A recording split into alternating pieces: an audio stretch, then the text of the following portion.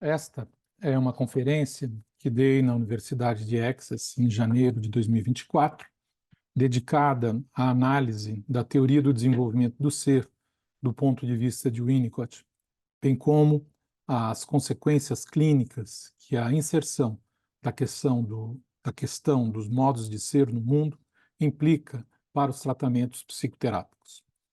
Por um problema técnico, ela não pôde ser gravada. Por isso, estou retomando-a e gravando-a para que este material possa estar disponível tanto em inglês quanto em português, com o uso de legendas para este fim. Apresento-a agora em português, língua na qual minha fala e meu pensamento ficam mais confortáveis e têm mais agilidade. Acompanhada, então, de legendas em inglês, bem como de algumas fotos deste momento em companhia de meus colegas de Texas.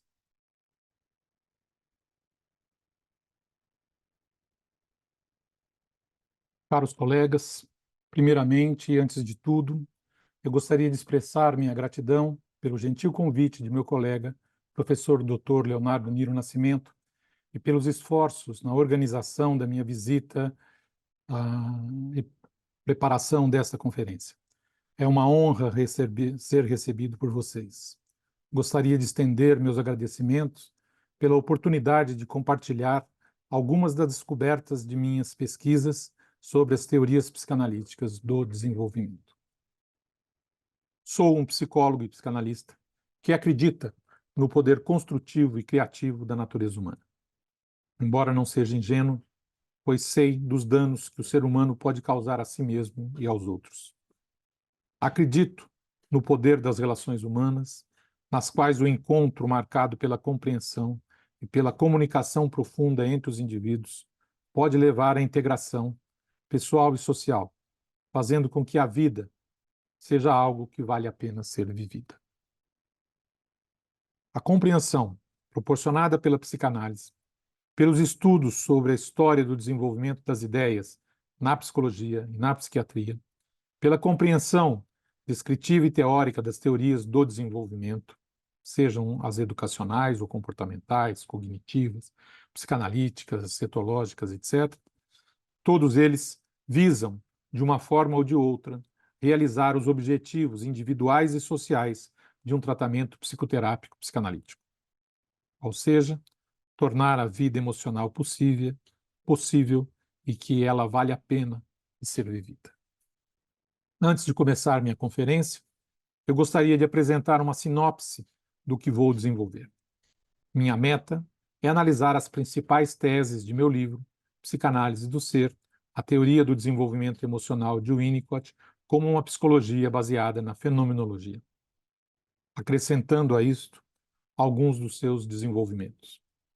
Este livro corresponde a resultados de mais de 20 anos de pesquisa sobre a epistemologia da psicanálise, sobre a obra de Winnicott e sobre a prática clínica. Para resumir seu conteúdo, eu gostaria de colocar em destaque as seguintes afirmações. Winnicott é um psicanalista, o que significa dizer que ele concorda com todos os psicanalistas ao compartilhar alguns conceitos fundamentais, common ground da psicanálise, o inconsciente, a sexualidade infantil, o complexo de Édipo, a resistência e a transferência. 2. Winnicott reescreveu alguns dos conceitos fundamentais da psicanálise. 3. Winnicott introduziu novos conceitos na psicanálise, dentre eles a necessidade de ser como parte de um novo modelo ontológico para a psicanálise, ou na psicanálise.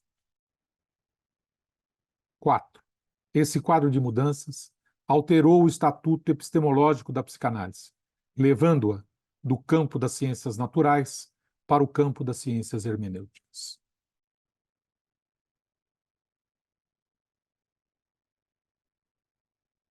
Este conjunto de modificações introduziu uma nova perspectiva para entender e descrever o desenvolvimento, não mais centrada na compreensão dos investimentos libidinais e nas relações de objeto assim investidas. Winnicott focou seu entendimento na compreensão e descrição das relações de dependência, constituindo fases do desenvolvimento emocional assim focadas. Fase da dependência absoluta, aproximadamente do 0 ao 4º mês. Fase da dependência relativa, dos 4 meses a 1 ano e meio. Fase rumo à independência, de 1 ano e meio até o final do desenvolvimento, que é a morte.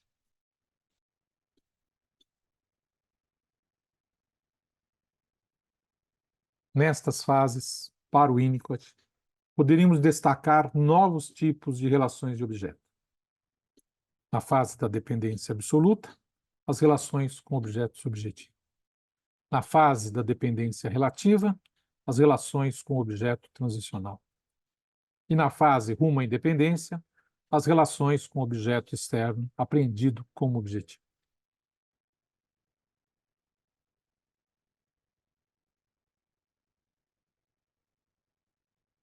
Vocês podem ver aí, neste quadro, uma apresentação na qual estão associadas as fases do desenvolvimento com os principais tipos de relação de objeto, descritos por Winnicott: subjetivo, transicional, objetivo, bem como com os tipos de experiência de ser que ocorrem, por sua vez, associadas a essas fases e a estas relações de objeto.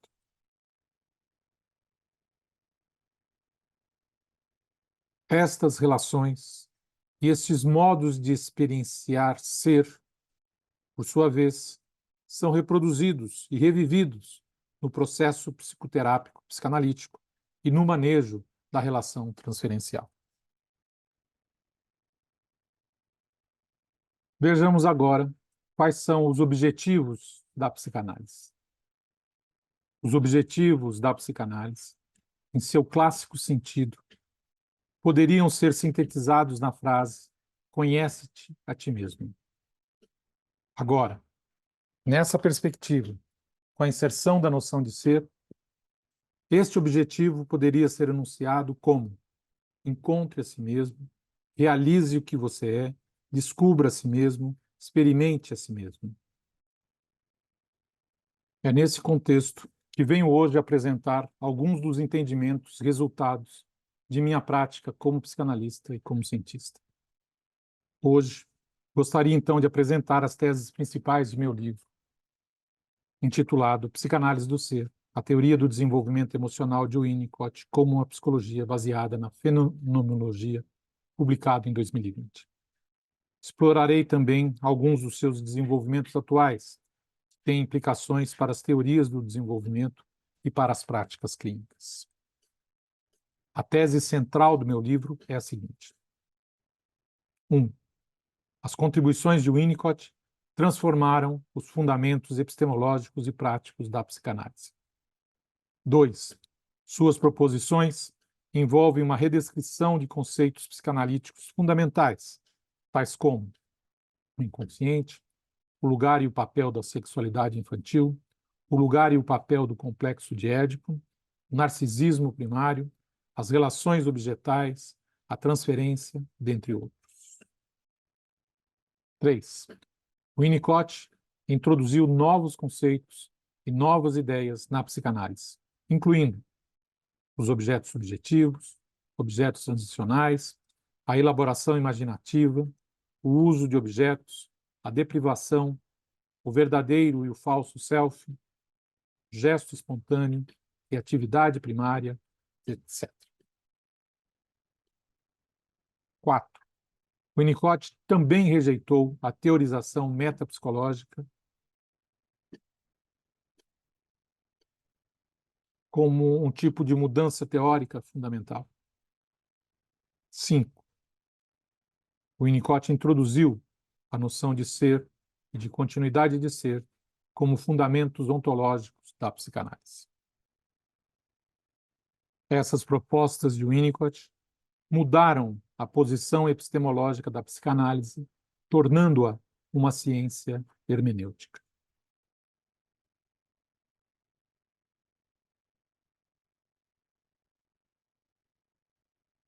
Retomarei agora as principais ideias e entendimentos que me levaram a estas conclusões e que permitiram defender a tese central do meu referido livro. 1. O Winnicott lança a luz sobre fenômenos que até então haviam escapado à atenção dos psicanalistas, tais como a necessidade de ser, o papel da criatividade como expressão do verdadeiro self e dos objetos transicionais, a natureza paradoxal de criar e descobrir o mundo em que vivemos, dentre outros. 2. Alguns desses fenômenos ou conceitos também são reconhecidos por fenomenólogos e existencialistas modernos, tais como Kierkegaard, Husserl, Sartre, Merleau-Ponty, Heidegger, incluindo a centralidade essencial e ontológica da necessidade de ser como uma característica da natureza humana, bem como o ato de criar o mundo em que vivemos. E a distinção entre o tipo de causalidade que determina o ser humano e o tipo de causalidade que anima a natureza. 3. Baseado em fenômenos clínicos apreendidos no tratamento de seus pacientes, Winnicott introduziu na psicanálise as noções de ser e de continuidade de ser como impulso ou meta essencial da natureza humana. 4. Winnicott critica a metapsicologia de Freud por ela fornecer uma espécie de aparência de compreensão que, na realidade, nada compreende. Com base nessa avaliação, Winnicott rejeita e se afasta deste tipo de construção especulativa auxiliar, que é a metapsicologia, desenvolvendo o seu modo de teorizar, modo que busca fornecer referentes empíricos apropriados aos seus conceitos. Eu deixarei de lado a discussão sobre a relação de Winnicott com a teorização metapsicológica, apenas afirmando aqui que o Winnicott prefere utilizar conceitos menos especulativos, ainda que não se deixe de reconhecer o valor heurístico de certos conceitos metapsicológicos, tais como, por exemplo, de aparelho psíquico. 5.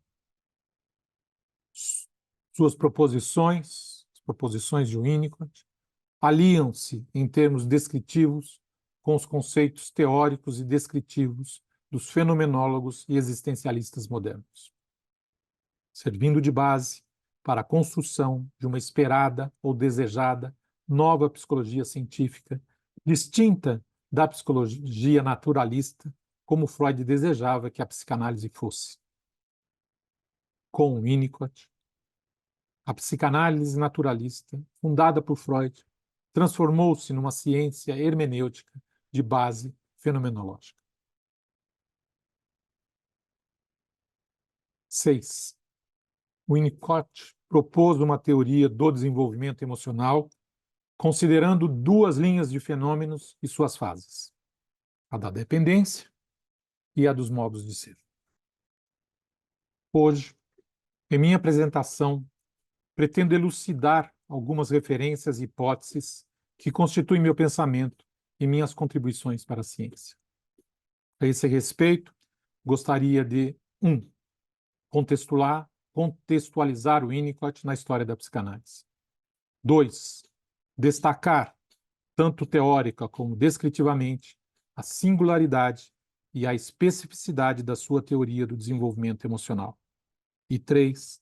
Apresentar algumas consequências dessas concepções no que diz respeito à contribuição, no que diz respeito à compreensão das contribuições de Winnicott para a prática psicoterapêutica psicanalítica e talvez, para além da psicanálise, para outros tipos de prática psicoterápica. 1. Winnicott, um psicanalista que redescreve Freud à sua maneira. Gostaria de enfatizar aqui 2 pontos. Primeiro, o fato de Winnicott compartilhar um terreno comum conceitual com todos os outros psicanalistas, reconhecendo-se como um deles no campo da psicanálise como ciência. Segundo ponto, o fato de que o Winnicott redefiniu conceitos tradicionais ou fundamentais da psicanálise.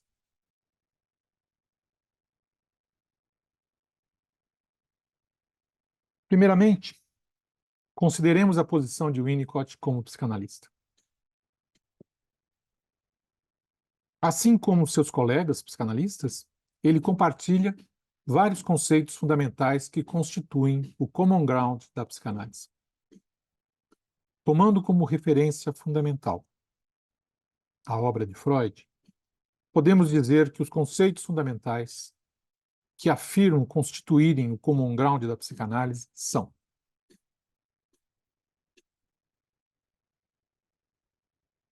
1. O reconhecimento do inconsciente como determinante da vida psíquica do ser humano. 2. A importância dada à sexualidade. 3. O reconhecimento do complexo de Édipo. E 4. O reconhecimento dos fenômenos da transferência e da resistência no tratamento psicanalítico. É importante notar que, embora todos os psicanalistas concordem com estes conceitos, as suas interpretações sobre os seus significados e seus referentes factuais podem variar.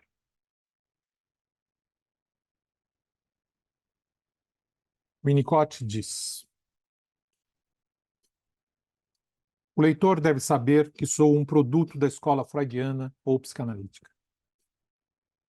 Isso não significa que eu tome como certo tudo o que Freud disse ou escreveu. E, em todo caso, isso seria absurdo, uma vez que Freud estava desenvolvendo, ou seja, mudando seus pontos de vista. De maneira ordenada, como qualquer outro trabalhador científico, o tempo todo. Até o momento da sua morte, em 1919. Na verdade, há algumas coisas em que Freud passou a acreditar que parecem, para mim e para muitos outros analistas, realmente erradas. Mas isso simplesmente não importa. A questão é que Freud partiu de uma pesquisa científica, especialmente da sexualidade infantil, e ele nos deu um método para uso e desenvolvimento, né, a partir do qual nós podemos aprender e com o qual nós poderíamos verificar o funcionamento do conflito inconsciente.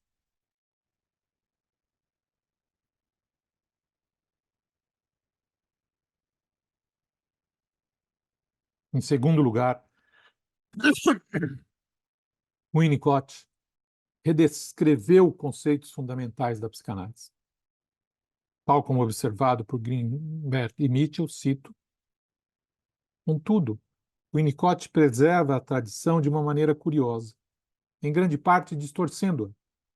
Sua interpretação dos conceitos freudianos e kleinianos é tão idiosincrática e tão pouco representativa de sua formulação e intenção originais que, às vezes, os tornam irreconhecíveis.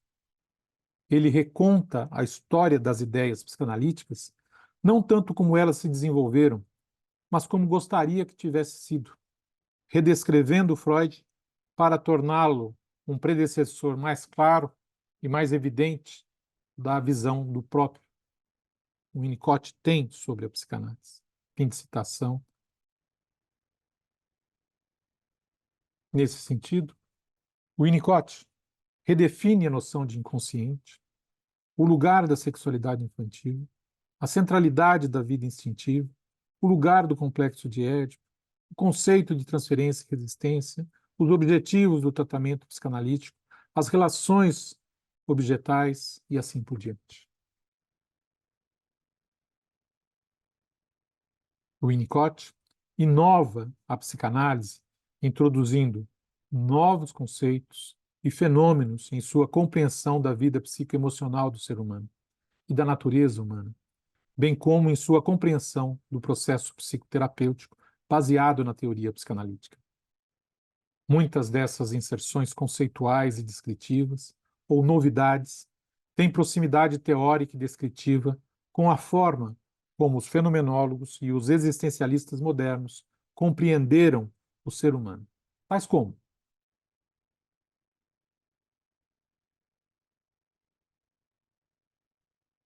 1. A necessidade de ser e a continuidade de ser como impulsos e objetivos fundamentais da natureza humana. 2. A criatividade como gesto espontâneo que realiza o self no mundo a partir de si mesmo. 3. A dinâmica de criar e encontrar o mundo e a si mesmo, caracterizando a relação com objetos subjetivos e transicionais. 4. O reconhecimento de modos de ser no mundo num sentido muito próximo ou semelhante àquele que os fenomenólogos ou existencialistas modernos dão ao termo autenticidade ou inautenticidade, em sua proposta de modos de ser como verdadeiro e falso self. 5. Bem como os objetivos do tratamento psicanalítico, mais associados a encontrar um lugar para viver e ter uma vida que vale a pena ser vivida.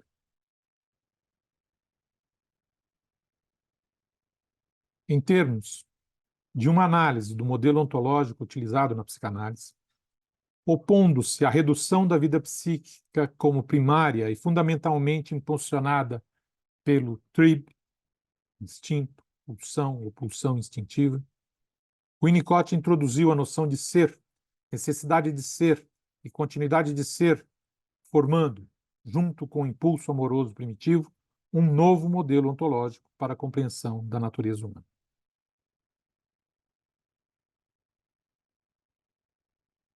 Um modelo, diga-se por sua vez, que se soma ao modelo ou à importância da vida instintual ou das pulsões.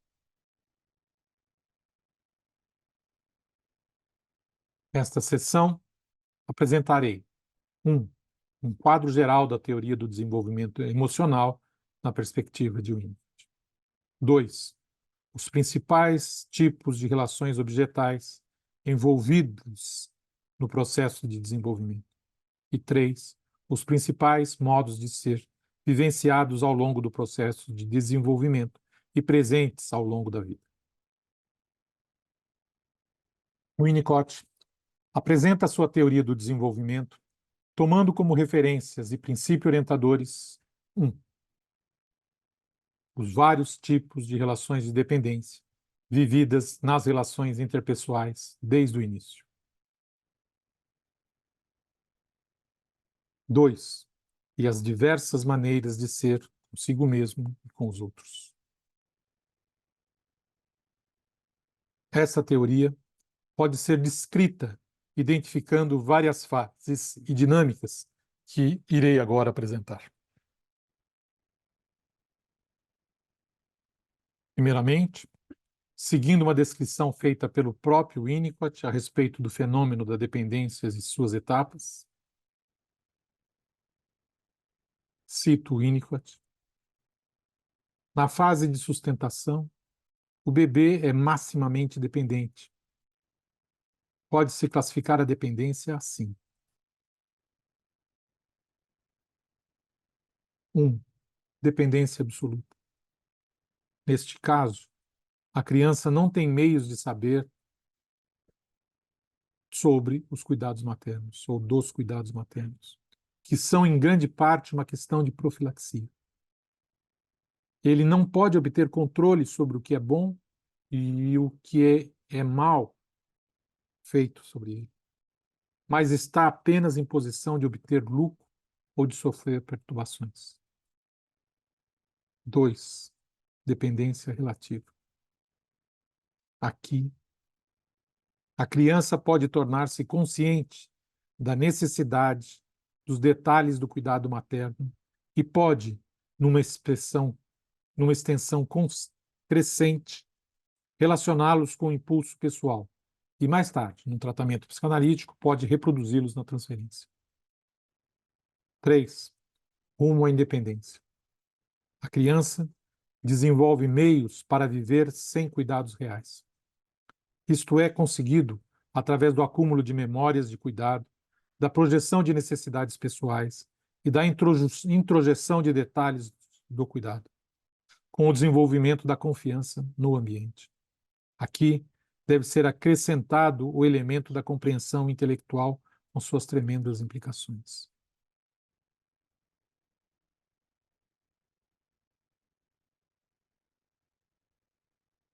Winnicott descreve essas fases recorrendo à noção de relações objetais, termo clássico em psicanálise, mas alterando seu significado. Pois, no início, refere-se às relações com as relações objetais, no início ele refere-se às relações objetais subjetivas e transicionais, ambas relações nas quais sujeito e objeto não estão claramente definidos, não são claramente distintos entre si, do ponto de vista do bebê.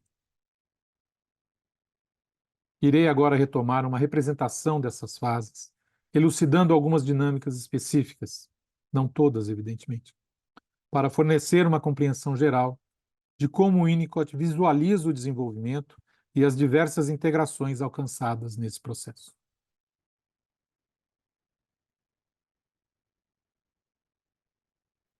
Observe esse diagrama simplificado, no qual destaco os estágios do desenvolvimento emocional, concebidos e descritos em termos dos tipos de relação de dependência que os seres humanos têm com os outros.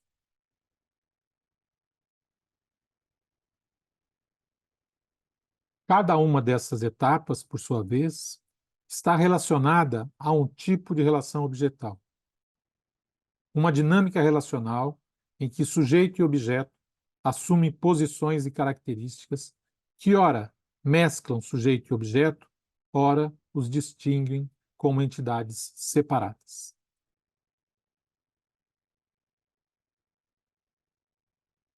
As três relações objetais destacadas são a relação com objeto subjetivo,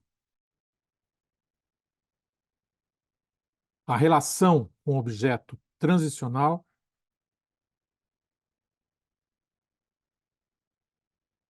e a relação com o objeto objetivo, quando sujeito e objeto são percebidos como entidades diferentes. Passo agora a descrever as principais características da relação com objeto subjetivo. 1. O bebê é muito imaturo para perceber uma realidade distinta de si mesmo. 2. O bebê não é ainda integrado em termos da sua unidade como sujeito psicológico distinto do mundo. 3.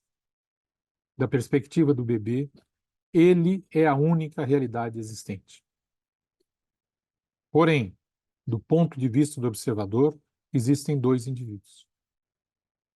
Embora, paradoxalmente, o infante, o bebê ou a criança, possa sentir-se invadido ou não sustentado pelo ambiente. 4. A mãe interpreta as necessidades da criança e fornece o que ela precisa, quando tudo dá certo, evidentemente. 5. Da perspectiva do bebê, o objeto que se materializa em resposta às suas necessidades se origina das suas necessidades e não do outro.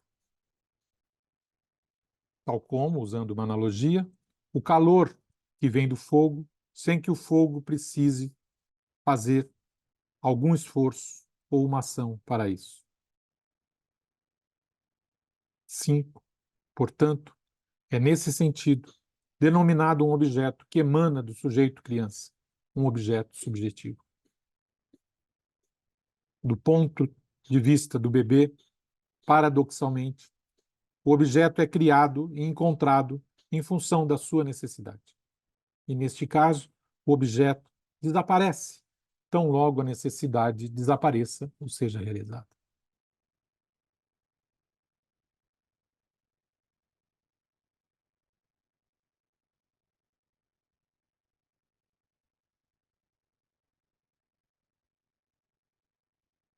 relação com o objeto subjetivo, começando na fase da dependência absoluta, onde temos um amálgama de sujeito e objeto.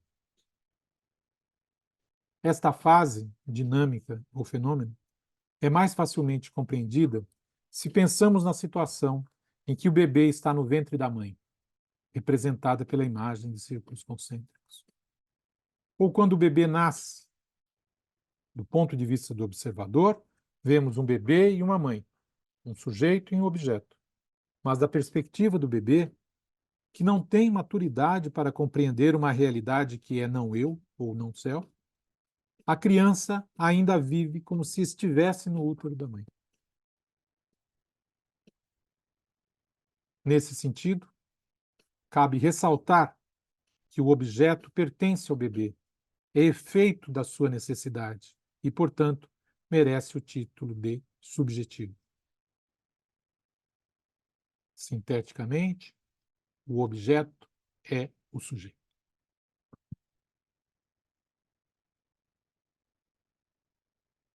Vejamos agora como as experiências de ser estão associadas às relações de objeto.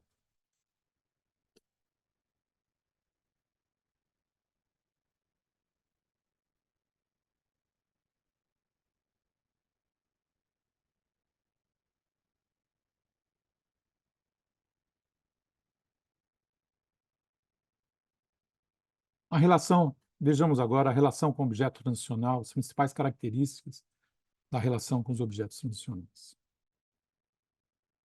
Em um certo sentido, estamos no mesmo contexto que estávamos com relação ao modo como se dá a relação com o objeto subjetivo. Porém, com o passar do tempo e o acúmulo de experiências durante esse período inicial da vida, com a mãe conhecendo as necessidades do bebê e atendendo às necessidades do bebê, ocorrem registros e integrações. Tempo, espaço, uma esperança de encontrar algo, etc.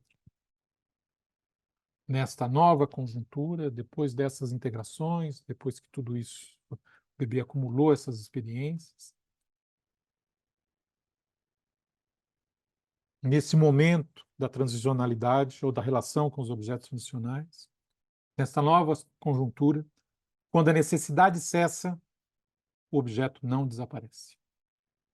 Continua a existir como algo que a criança percebe como diferente de si mesmo. Paradoxalmente, criado, encontrado. Paradoxalmente, é tanto o self como o não self. Ocupa um lugar entre o mundo interno e o mundo externo. E por isso é dado o nome de objeto transicional ou de fenômeno transicional. Winnicott se refere a isso como sendo a primeira posse do bebê.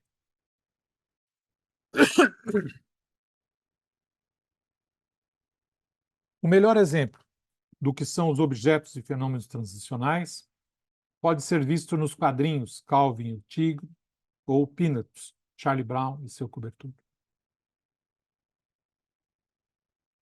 Os objetos transicionais são criados e encontrados. São uma realização de si mesmo e também uma materialização do outro, juntos e separados, o eu e o outro. O objeto pertence, paradoxalmente, a ambos campos, externo e interno.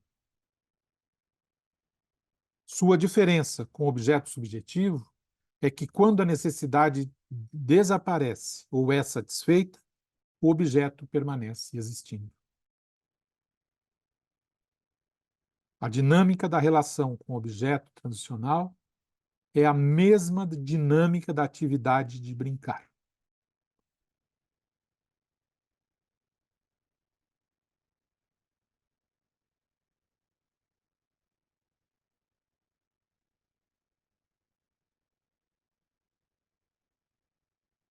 Nos dediquemos a analisar o que significa brincar.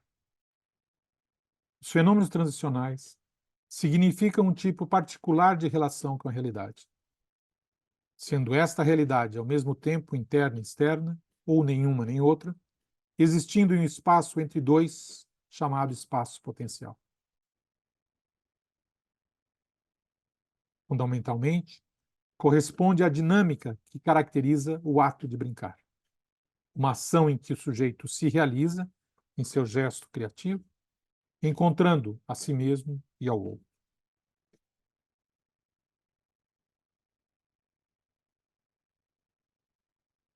Analisemos agora alguns aspectos da teoria do desenvolvimento associado às experiências de ser. Em meu livro, Psicanálise do Ser, forneço uma representação e descrição teórica e empírica destas fases que são aqui resumidas.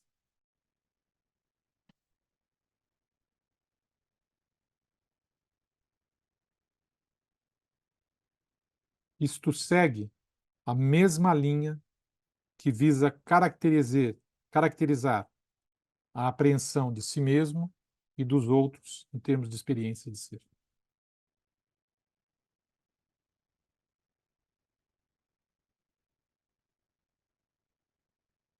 É importante manter esse esquema em mente nesse momento em que eu sigo com os meus comentários, especialmente no que diz respeito ao lugar onde essas diferentes experiências de ser estão referidas no processo de desenvolvimento. Agora, complementando esse cenário descrito anteriormente, é pertinente referir-me ao conjunto de experiências de ser ao longo do processo de desenvolvimento, associando-as aos modos de relação com os objetos, objetivos, transicionais e externos, previamente comentados. Completemos, então, o mesmo esquema que apresentei agora, analisando os tipos de experiência de ser ao longo do processo de desenvolvimento.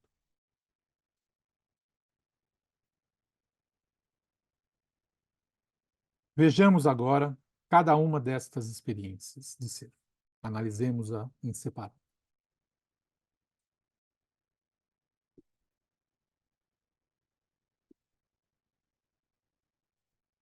Em primeiro lugar, a experiência sou,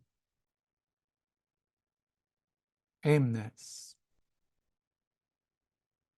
A dinâmica da relação com o objeto subjetivo, quando o bebê ou o feto, em busca de algo em algum lugar, sem qualquer conhecimento de si e do mundo, e é ainda muito imaturo para aprender uma realidade não eu.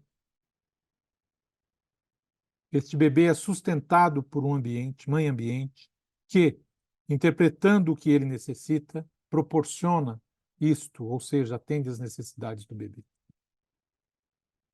Isso dá à criança ou ao bebê a ilusão de que o objeto da sua necessidade deriva da sua própria necessidade e não do mundo externo, caracterizando assim uma área de ilusão.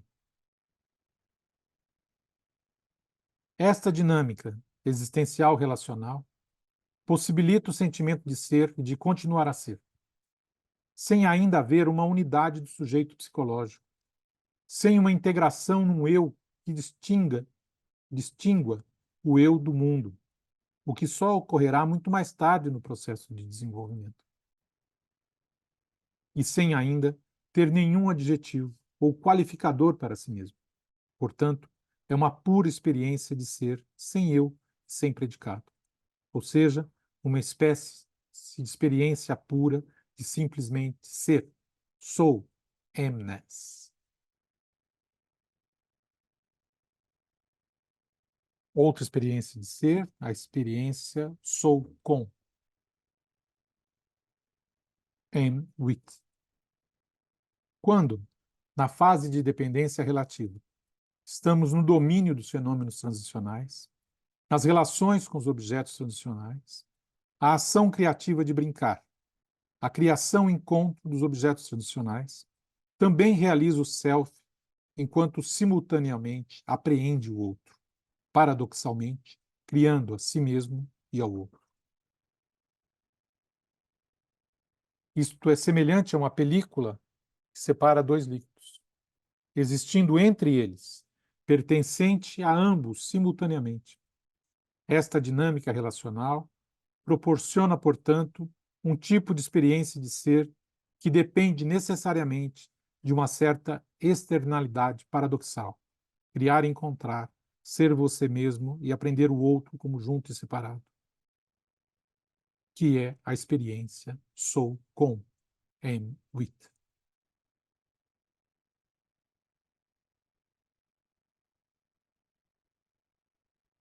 Experiência, eu sou diferente de. Quando, no processo de desenvolvimento emocional, é alcançada a unidade do sujeito psicológico, passando da fase de dependência relativa para a fase rumo à independência, ocorre a primeira integração do sujeito psicológico na apreensão de si mesmo como um eu sou, que separa o eu de tudo o que é não eu, de tudo o que é diferente do eu. Neste momento, a relação eu-não eu pode ser caracterizada como uma relação a dois corpos. Alcançar esta integração e vivenciá-la leva a um outro tipo de experiência de ser, que pode ser denominada eu sou diferente de. I am different from.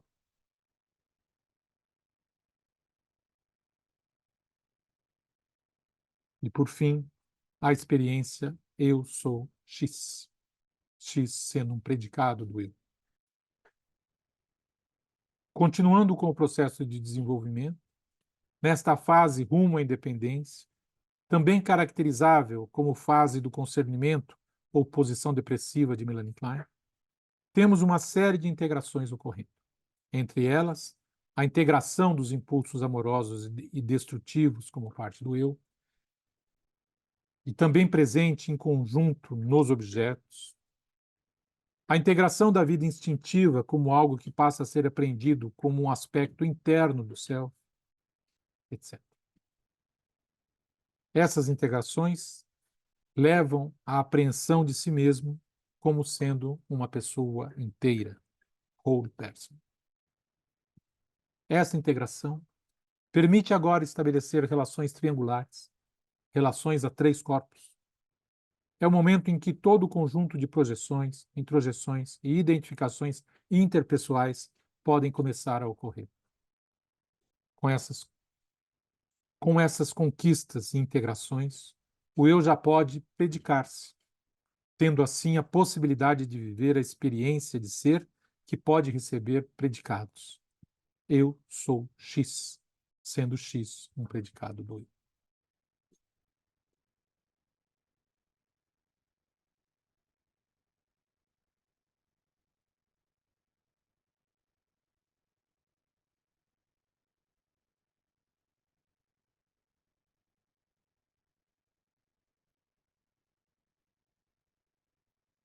Caminhando para o fim desta conferência, vejamos então as implicações deste tipo de entendimento para a compreensão dos processos terapêuticos. Gostaria de destacar o fato de que tanto os modos de dependência como os modos de ser descritos acima correspondem, em cada caso, a formas de vivenciar e administrar a transferência no processo analítico, a partir ou no quadro de uma psicoterapia ou numa psicoterapia de base psicanalítica. Fases e dinâmicas do desenvolvimento como expressões de modos de relação interpessoal. Considerar esse contexto pode nos levar a pensar como as relações transferenciais podem ocorrer no cuidado de diversos tipos de pacientes atendidos pelo método psicoterapêutico psicanalítico. Devo destacar que, apesar de abordar essas relações transferenciais a partir de uma perspectiva psicanalítica, acredito que descrever esses tipos de experiências pessoais e relacionais também pode ser útil para outras perspectivas psicoterapêuticas.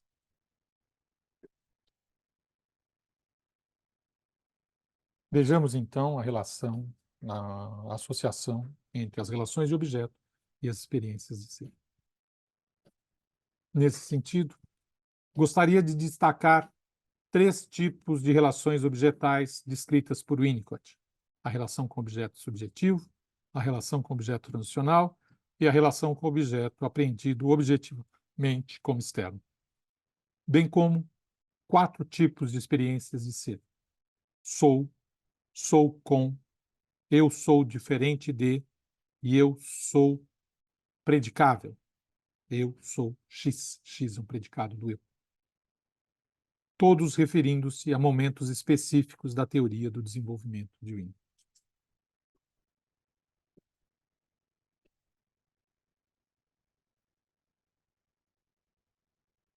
Passamos um diálogo dessa perspectiva com a proposta de Thomas Ogden na caracterização do trabalho psicanalítico. Ao retomarmos o texto de Ogden, de 2019, Psicanálise Ontológica ou O que você quer ser quando crescer, onde ele faz uma distinção entre dois modos de operação da análise e do analista, caracterizando uma psicanálise epistemológica e uma psicanálise ontológica.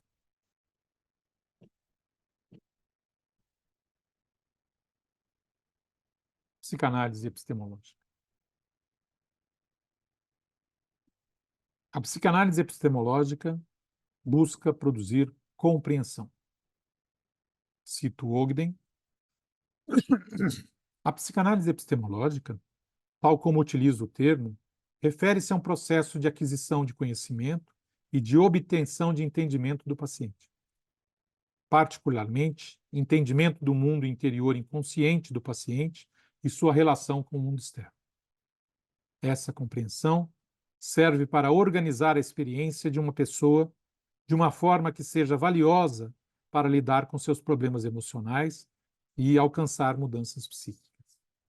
As interpretações do analista destinam-se a transmitir a compreensão das fantasias, desejos, medos, impulsos, conflitos, aspirações inconscientes do paciente e assim por diante. Fim de citação.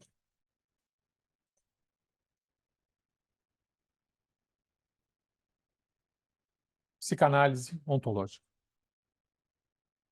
No que diz respeito à psicanálise ontológica, que visa possibilitar ao paciente a experiência de ser ele mesmo, o conhecimento adquirido pelo paciente e pelo analista não é o ponto central. Pelo contrário, é a experiência do paciente ser ele mesmo aquilo que se busca. Ogden afirma, então, na sua caracterização do que é a psicanálise ontológica. Cito Ogden. Da perspectiva da psicanálise ontológica, não é o conhecimento alcançado pelo paciente e pelo analista que é o ponto central.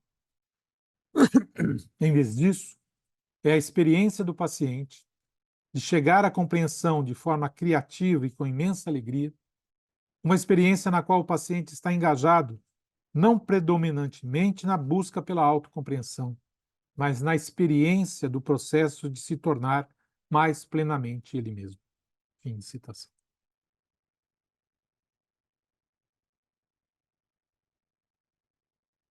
Mas quais são os tipos de experiência de si? As distinções que fiz ao caracterizar os modos de relações objetais, modo subjetivo, transicional, objetivo, bem como minhas distinções sobre os modos de ser e continuar sendo ao longo do processo de desenvolvimento, sou com, sou diferente de, sou X ou sou predicado. Todas elas, então, correspondem a uma ampliação da proposta de Ogden, na compreensão dos modos de vivenciar a transferência e o seu manejo do âmbito psicoterapêutico psicanalítico.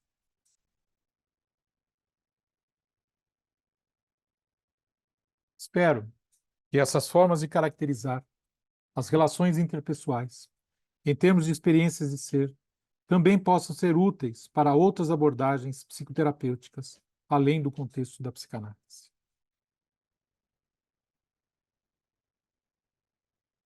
Os objetivos da psicanálise, em seu sentido clássico, poderiam ser sintetizados na frase: conhece-te a ti mesmo. E agora, nessa perspectiva, com a inserção da noção de ser, isto poderia ser caracterizado. Os objetivos da psicanálise, em seu sentido clássico, poderiam ser sintetizados na frase conhece-te a ti mesmo. E agora, nessa perspectiva, com a inserção da noção de ser, poderia ser enunciado como encontre a si mesmo, realize a si mesmo, experiencie a si mesmo. Eu gostaria, então, de agradecer a presença de todos vocês, a atenção dada à minha conferência e ao tempo que vocês se dedicaram ou disponibilizaram para me ouvir. Muito obrigado.